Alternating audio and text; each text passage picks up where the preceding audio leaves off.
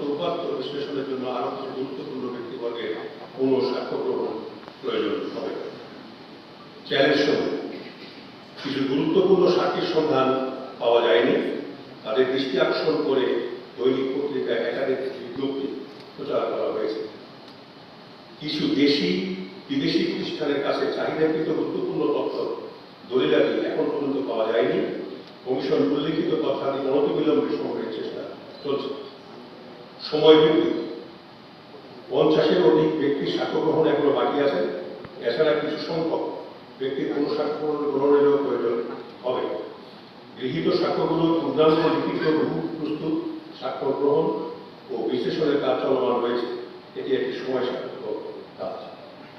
কিছু বিদেশি দূতাবাসে ও সংস্থার সাথে যোগাযোগ করে তথ্য সংগ্রহের চেষ্টা করা হচ্ছে, যার জন্য কিছু সময় প্রয়োজন। এসব বাস্তবতা বিবেচনায় নিয়ে চূড়ান্ত প্রতিবেদন দাখিলের মেয়াদ 30শে সেপ্টেম্বর 2025 পর্যন্ত বৃদ্ধির জন্য অনুরোধ করা হয়েছে।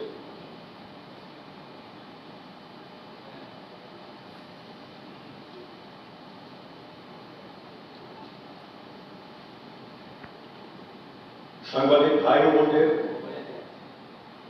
আপনারা এসছেন, আমরা খুবই